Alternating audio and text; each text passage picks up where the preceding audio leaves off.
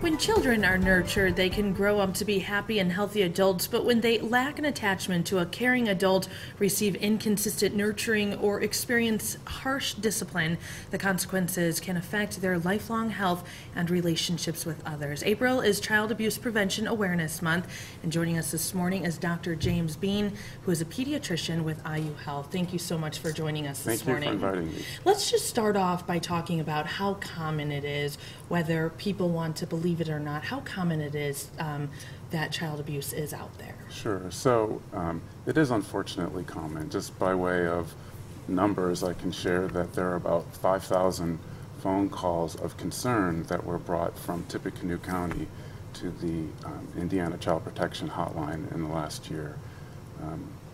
And about 500 of those, after investigation, were found to have concerns that were worth further investigation and support for that child and family.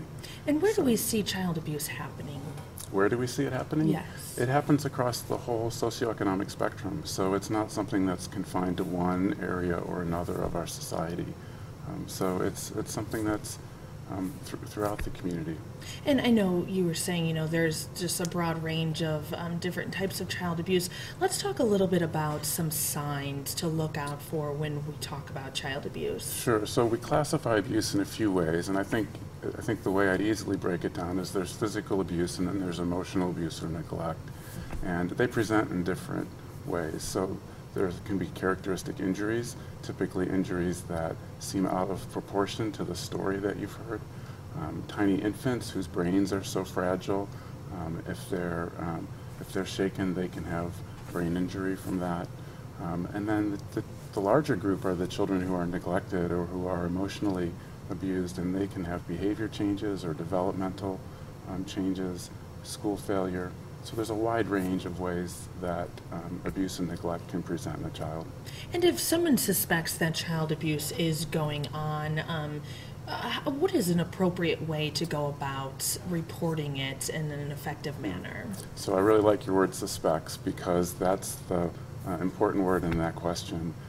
We as adults in the state of Indiana are all mandatory reporters if we suspect abuse. So we don't need proof. We don't need an absolute story.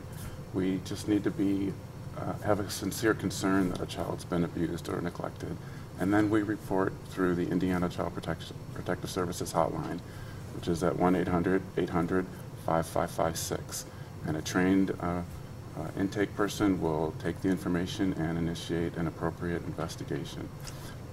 But I would like to say this is Child Abuse Prevention Month, and there's so much that adults can do prior to having concern of an abuse. And I would encourage people to look for opportunities in the community to support the healthy development of children and families. So for example, getting involved in the agencies that support families, like the YMCA or YWCA, the school systems, Bauer Family Resources. There are many organizations that are supporting the healthy development of children and families. And by supporting them in some way, either volunteering or with financial resources, we can help prevent child abuse. All right, Dr. James Bean with IU Health, thank you so much for joining us this morning. Thank you.